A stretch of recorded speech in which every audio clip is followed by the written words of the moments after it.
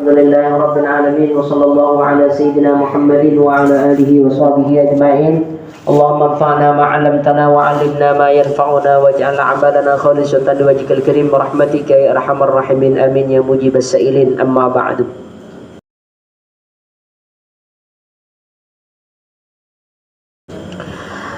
Para jemaah rahimakumullah, alhamdulillah malam ini Allah Subhanahu wa taala masih memberikan kita kesempatan, memberikan kita kesehatan dalam keadaan Islam dan iman.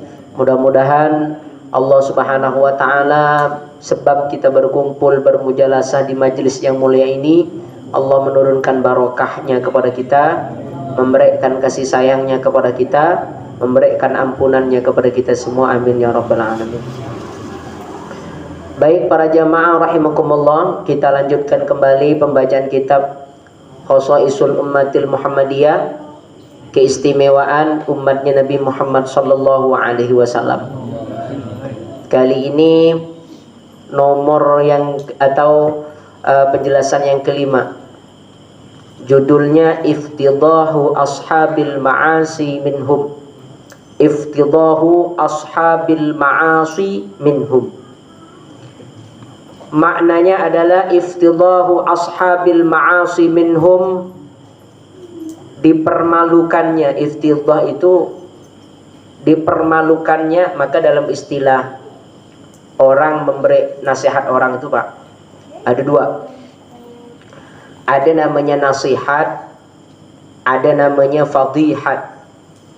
Ada namanya orang mengingatkan orang itu disebut nasihat, ada orang mengingatkan orang itu disebut fadihat.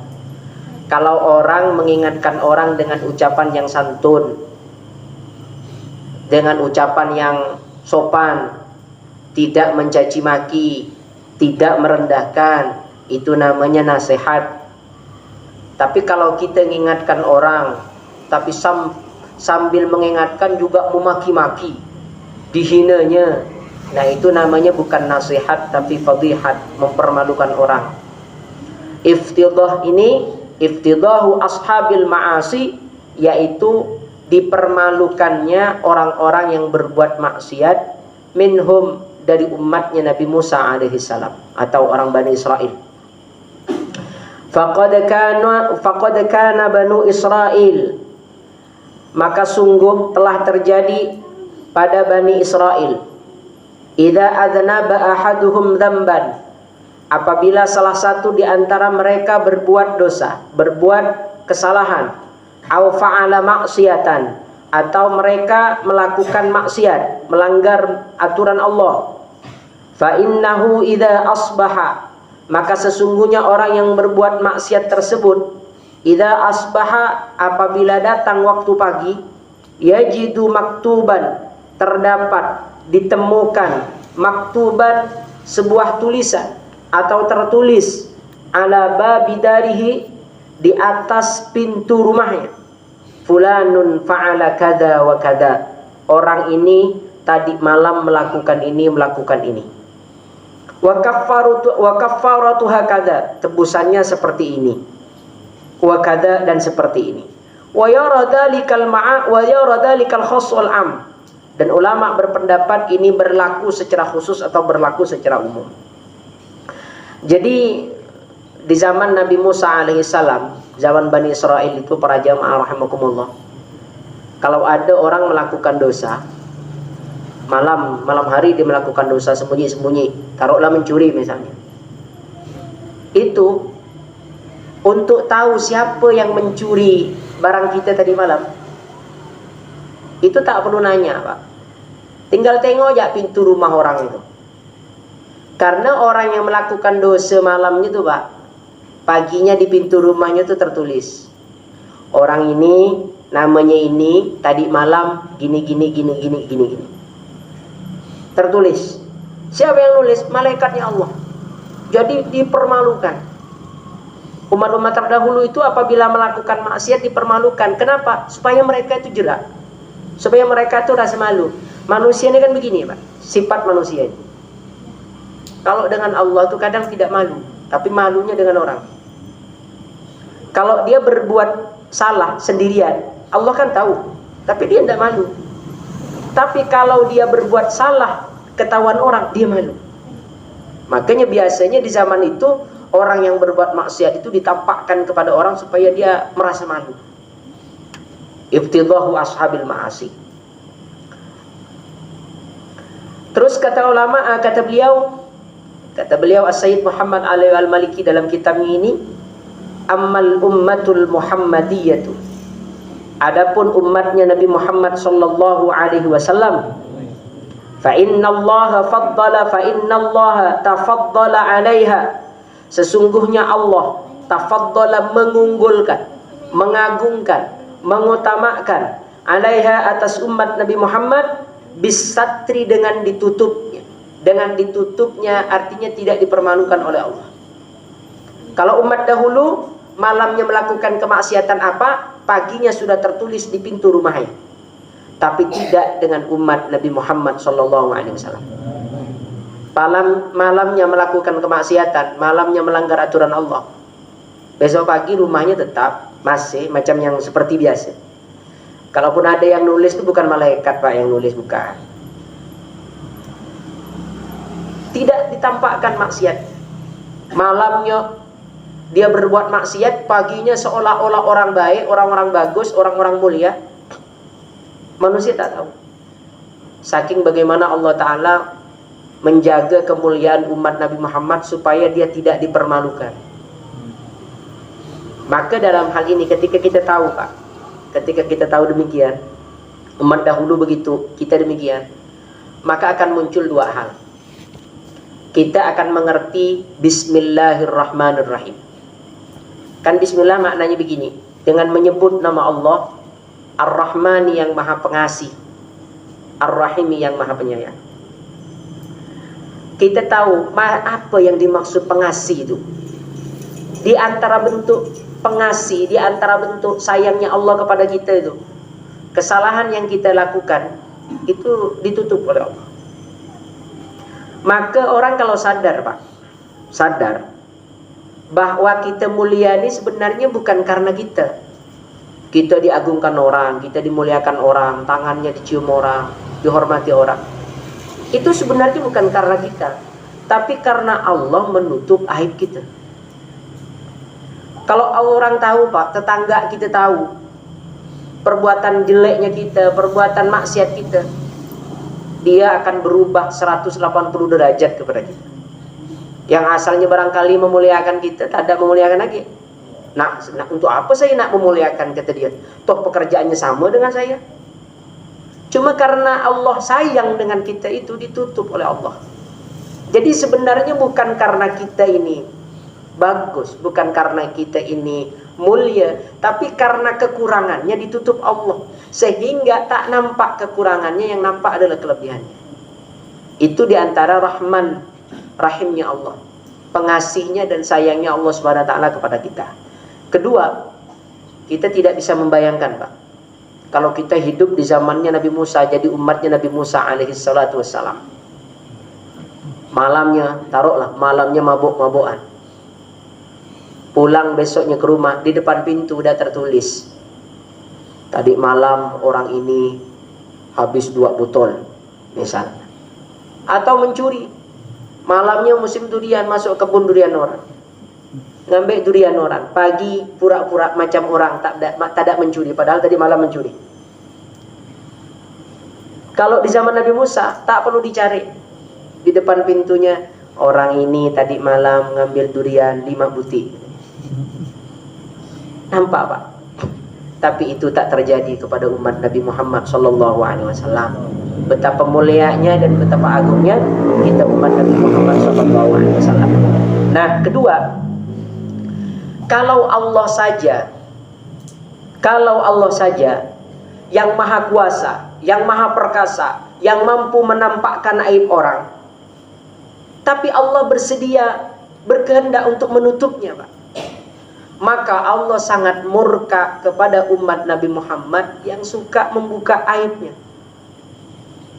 Bukan hanya aibnya sendiri, tapi juga aib saudaranya. Bahkan dalam hadis dijelaskan di sini. Qala Nabi sallallahu alaihi wasallam, Nabi Muhammad SAW bersabda, kullu ummati mu'afa. Nih Pak, sayangnya Nabi Muhammad dengan kita semua. Mudah-mudahan nanti di akhirat diakui umat oleh Nabi Muhammad. Kullu ummati, kalimatnya kullu bukan ba'du. Kullu ummati, semua umatku.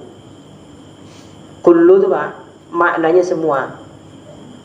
Tapi dalam sebagian hadis, kullu itu tidak semua, tapi maknanya sebagian. Kullu bid'atin dhalalah, kullu juga. Tapi maknanya jangan semua bid'ah itu sesat, salah. Tapi kan sama-sama kullu. Ini bahasa Arab mesti belajar, Pak. Ada dalam ilmu bahasa Arab itu taksis. Ada namanya taksis am. Ada taksis am li dzati, ada taksis am. Ada taksis am li ghairi. Ada taksis am bimakna khos, am bimakna khos, macam-macam. Nah, kullu itu dalam ilmu usul maknanya bimakna ba'du. Kullu bid'atin dhalalah, sebagian bid'ah itu sesat, bukan semua. Maka kalau Bapak ketemu tulisan Arab kullu bid'atin dhalalah di buku, lalu terjemahannya semua bid'ah sesat, itu bisa dipastikan itu bukan yang berpaham Ahlus Sunnah wal Jamaah. Nah, maka yang tepat tuh bukan semua tapi sebagian. Di Quran banyak, kalau itu diceritakan panjang itu Pak, masalah kullu. Tapi dalam kalimat ini kullu ummati, ini maknanya seluruh. Kullu ummati, kata Nabi Muhammad, seluruh umatku itu mu'afa. Mu'afa itu artinya dimaafkan Allah. Maknanya zaman istiqbal itu akan dimaafkan Allah. Seberapapun besar dan banyaknya dosa kita, karena kita menjadi umatnya Nabi Muhammad, sangat besar kemungkinannya diampuni Allah. Maka mudah-mudahan dosa kita diampuni Allah. Tak boleh kita putus asa, Pak. Karena melihat dosa menumpuk, kesalahan banyak, lalu kita nak putus asa, jangan. Karena sudah ada garansi dari Nabi Muhammad. Garansinya apa? Ummati mu'afa. Cuma Nabi tidak berhenti di situ. Kalimatnya illal mujahirin. Kalau ada illa yang sebelumnya dimaafkan, berarti yang sesudahnya tidak dimaafkan.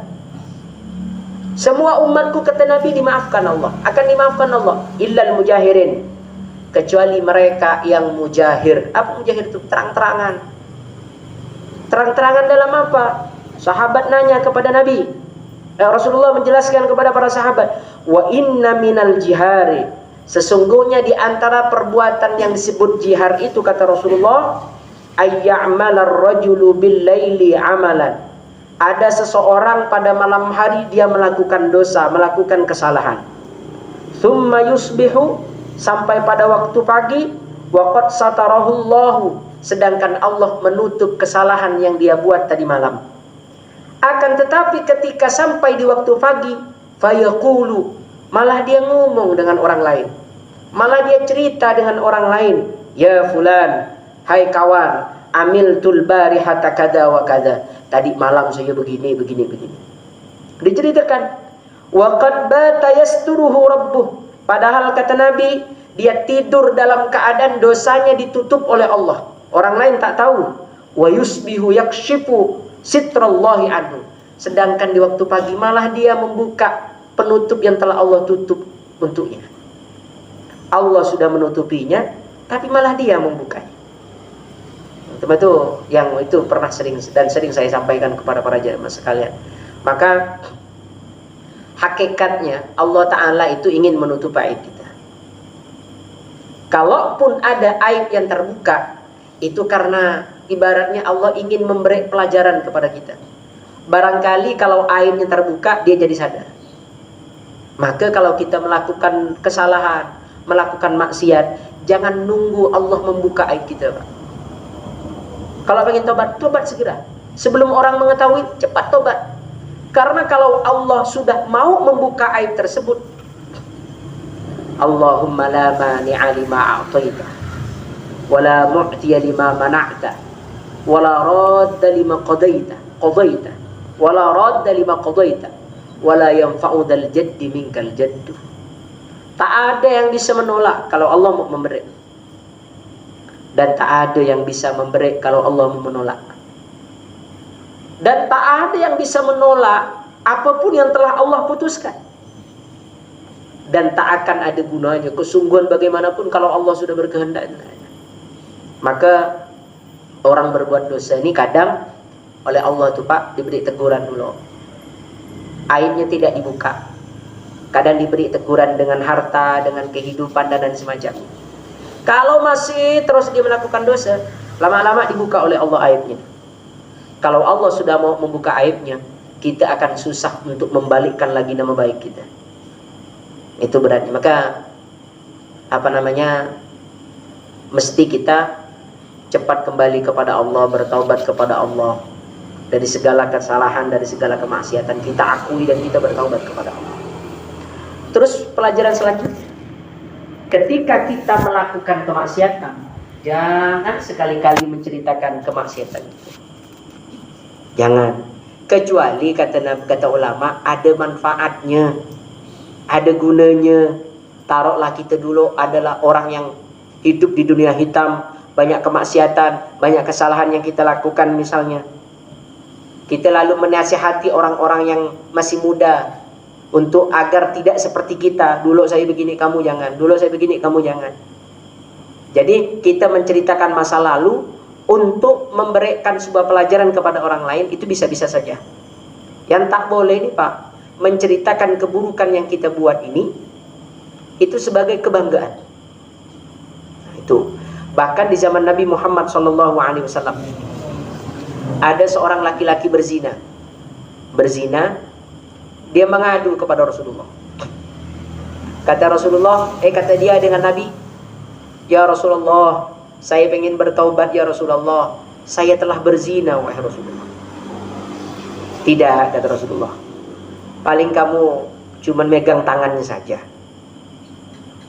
Tidak ya Rasulullah, zina itu saya telah berzina. Tidak, kata Rasulullah, paling kamu cuman memandangnya. La, tidak ya Rasulullah, zina itu saya berzina. Tidak, pasti paling kamu itu cuman memeluknya, kata Nabi. Tidak, kamu tidak berzina. Sampai dia bersumpah, Pak, wallahi demi Allah saya telah berzina. Kata Rasulullah, kamu ini tidak waras. Kamu ini gila, majnun, jannah dalam bahasa Arab. Kamu itu gila. Saya sudah berusaha untuk menutupi aib kamu, tapi malah kamu membuka-bukanya. Kamu kira saya tidak percaya dengan apa yang kamu ucapkan? Saya berucap demikian agar kamu tidak terkena sanksi. Kalau kamu jujur demikian, maka kamu bisa terkena had dalam syariat, dan itu berat, kata Nabi.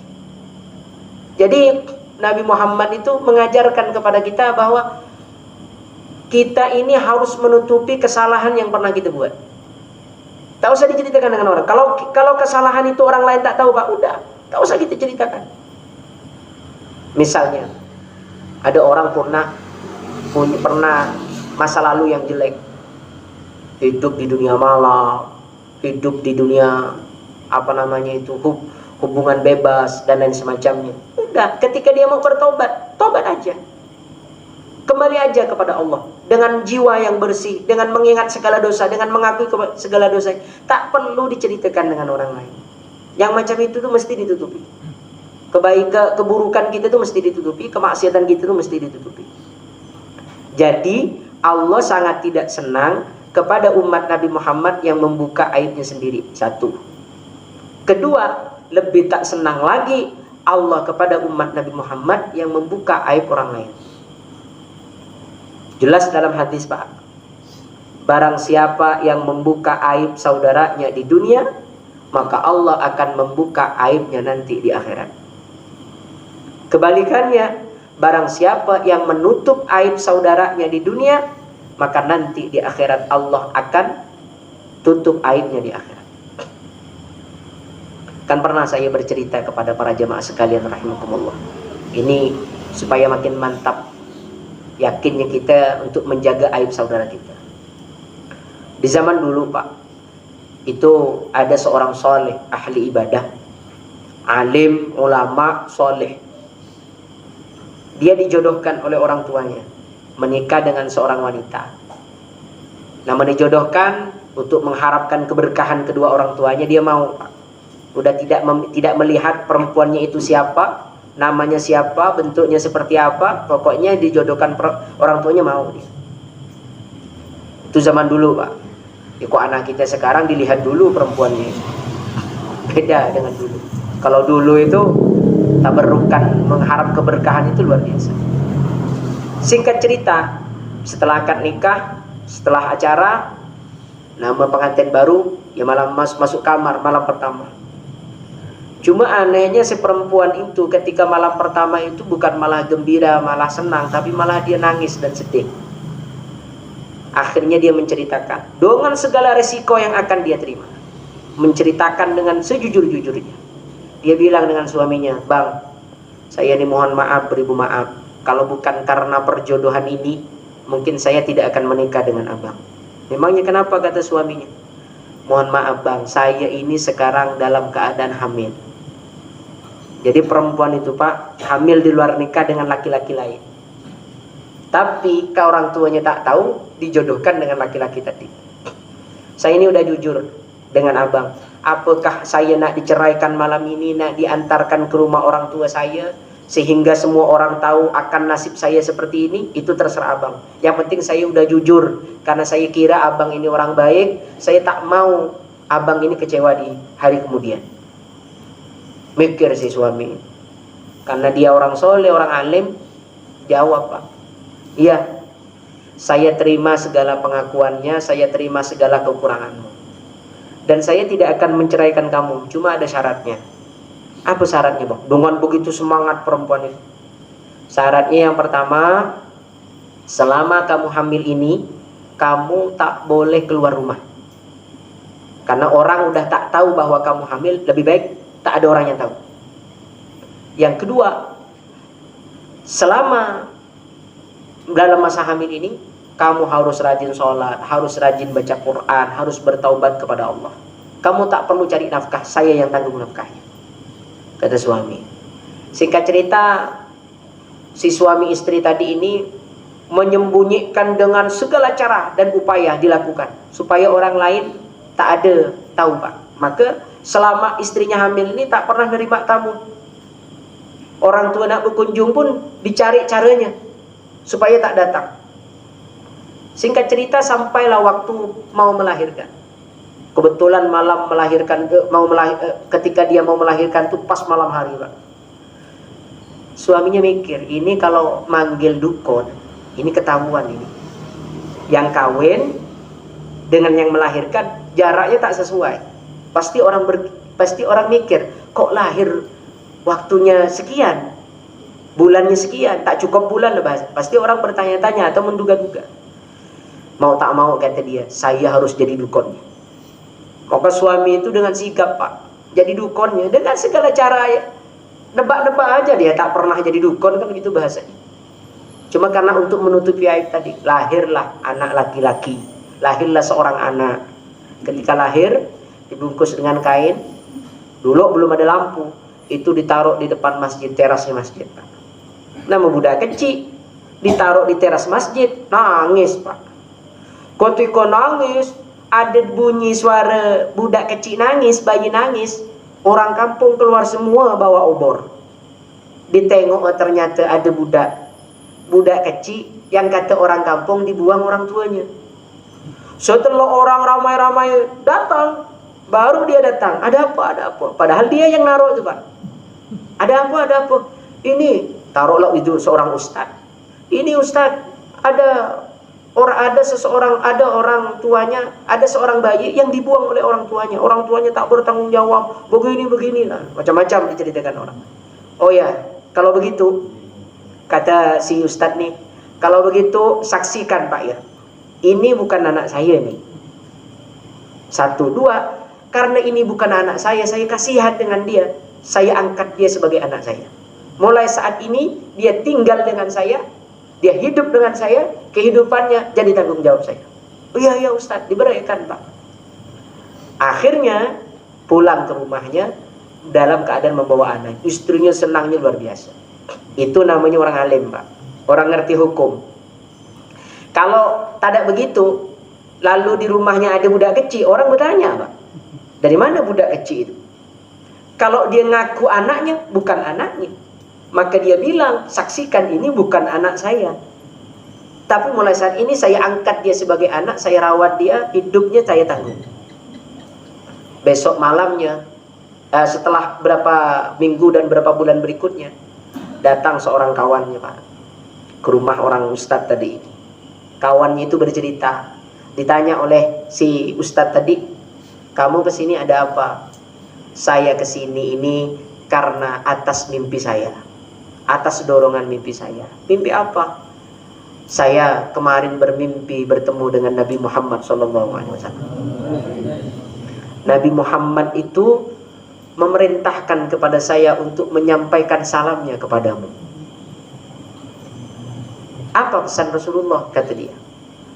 Kata Rasulullah, sebagaimana dia telah menyelamatkan satu di antara umatku, maka sampaikan kepadanya, dia tidak akan aku lupakan nanti di akhirat, karena telah menyelamatkan satu di antara umatku. Jadi fadilahnya ngajak orang, menjadikan orang baik, satu. Kedua, menutupi aib umat Nabi Muhammad itu luar biasa, Pak. Maka kita di zaman sekarang ini jangan ikut-ikutan atau kita terpengaruh dengan sosial media yang kadang sering membuka aib saudaranya. Kalau itu orang Islam, Pak, orang Islam, dia bersyahadat, mau kita kenal tidak kenal, mau kulitnya beda dengan kita, mau bahasanya tak sama dengan kita, bahasanya tak sama, kulitnya tak sama, kita tak kenal, dia orang Islam, kita wajib menjaga kehormatannya. Tapi dia salah, Ustaz. Kalau salah, tegur dengan baik. Tak boleh mencaci maki, tak boleh menghina, tak boleh merendahkan. Tapi dia telah merendahkan agama Allah. Meskipun dia merendahkan agama Allah, maksud kita ingin membela agama, tapi caranya mencaci, itu bukan membela agama. Membela agama itu sesuai dengan ajaran Nabi. Sekarang tolong buktikan, pernah tidak Nabi Muhammad membela agama Islam ini dengan cara mencaci? Pernah tidak Nabi Muhammad mencaci Abu Jahal? Pernah tidak Nabi Muhammad mencaci Abu Lahab?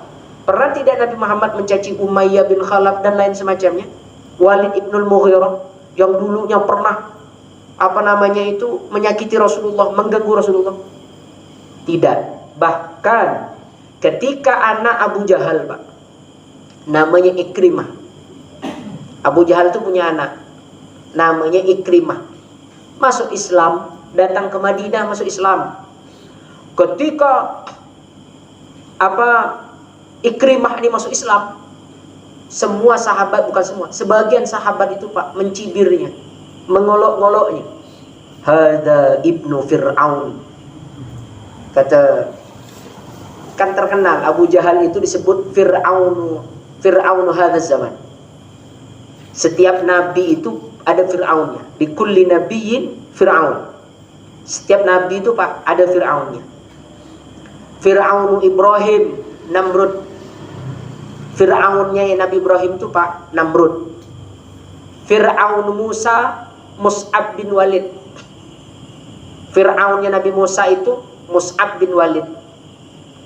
Fir'aun Daud, Jalut. Fir'aunnya Nabi Daud itu Jalut. Fir'aunu Nabi Muhammadin, Fir'aunu Muhammadin itu Abu Jahlin. Maka ketika Ikrimah masuk Islam, diolok-olok, nih anaknya Fir'aun, katanya. Diolok-olok begitu. Akhirnya Ikrimah tak tenang berada di Madinah. Tak tenang berada di Madinah, lapor kepada Nabi Muhammad. Setelah itu apa kata Nabi? Meskipun dulu Abu Jahal adalah orang yang sangat menghalangi Islam di Mekah dan menyiksa para sahabat, menyiksa saya, kata Rasulullah, tapi semenjak saat ini tak boleh ada satupun di antara kalian yang menceritakan tentang keburukannya Abu Jahal. Kenapa? Rasulullah menghargai Islamnya Ikrimah. Itu Islam. Al-muslimu, yang disebut orang Islam itu, man salimal muslimuna min lisanihi wa yadihi. Yang disebut orang Islam itu adalah orang yang muslim lainnya selamat dari lidahnya dan selamat dari tangannya. Tuh. Maka kita harus demikian. Maka mudah-mudahan Allah Subhanahu wa taala memberikan kekuatan kepada kita untuk menjaga Islam, menjaga persaudaraan. Seberapapun cintanya kita kepada seseorang, jangan sampai kita mencaci maki saudara muslim yang lainnya yang barangkali tak sama pendapat. Tak sama pendapat. Apalagi ini udah masuk tahun-tahun politik. Bapak ikut politik silahkan. Tapi yang saya sarankan, pokoknya kalau sama-sama Islam, jangan mencaci maki, jangan menghinakan, jangan merendahkan. Soal orang ada yang begitu, urusan dia, Pak. Karena bagi kita masing-masing itu tanggung jawabnya di sisi Allah itu masing-masing. Masing-masing nanti di akhirat. Maka oleh karena itu, innamal mu'minuna ikhwatun. Al-mu'minuna al-mu'minu akhul mu'min, al-muslimu akhul muslim. Itu penting kita pegang, kita erat. Karena nanti kalau kita mati, Pak, itu ditanyakan. Yang ditanyakan kan kok mati? Man rabbuka? Siapa nama Tuhanmu? Wa man nabiyuka? Siapa nabimu? Wa ma dinuka? Apa agamamu? Wa ma qiblatuka? Apa qiblatmu? Wa ma imamuka? Apa pedomanmu? Ini yang ke-6 nih. Wa man ikhwanuka? Siapa saudaramu? Ayo. Kalau kita hidup tak menjaga persaudaraan, kalau kita saling maki, saling mencaci, saling merendahkan, saling meremehkan, apakah itu disebut ikhwah? Apakah itu disebut saudara? Karena itu tanggung jawab kita nanti di akhirat. Lagi kok ketemu Nabi Muhammad, ketemu dengan Nabi Muhammad. Kalau Rasulullah menanyakan kepada kita tentang tanggung jawab kita terhadap saudara kita, nah itu berat. Berat, Pak. Sama seperti pengajian seperti ini, majelis taklim. Orang alim itu, Pak, seandainya cukup dengan dirinya sendiri, itu sudah cukup. Dia udah belajar, udah tahu ini, tinggal diamalkan. Tapi kenapa mesti sibuk-sibuk berkumpul dengan para jamaah sekalian, memberikan ngajak untuk kebaikan? Karena orang alim itu, ulama itu, orang yang berilmu itu punya tanggung jawab di hadapan Nabi Muhammad SAW. Jadi tidak bisa sendiri-sendiri, punya tanggung jawab. Makanya kalau bukan karena sayangnya dengan umat Nabi Muhammad, tidak akan menyibukkan dirinya dalam ilmu, dalam majelis ilmu, dalam majelis ta'lim. Tapi karena ingin sama-sama masuk surganya Allah Subhanahu wa taala. Karena orang masuk surga itu zumaro, rombongan. Maka segala jerih payahnya, waktunya, tenaganya, semuanya difokuskan, semuanya disumbangsikan untuk umat Nabi Muhammad SAW. Nah, maka mudah-mudahan majelis kita ini jadi majelis barokah, menyenangkan Nabi Muhammad SAW, membanggakan Nabi Muhammad SAW. Saya yakin, seyakin-yakinnya, dengan kita berkumpul demikian, Rasulullah pasti senang dengan kita. Rasulullah pasti bangga dengan kita. Kalau Rasulullah sudah senang, insya Allah kita semua dapat ridhonya Allah Subhanahu wa taala. Amin ya rabbal alamin. Demikian, semoga barokah, manfaat, jadi ilmu yang mengantarkan kita ke surganya Allah. Amin ya rabbal alamin. Subhanakallahumma wa bihamdika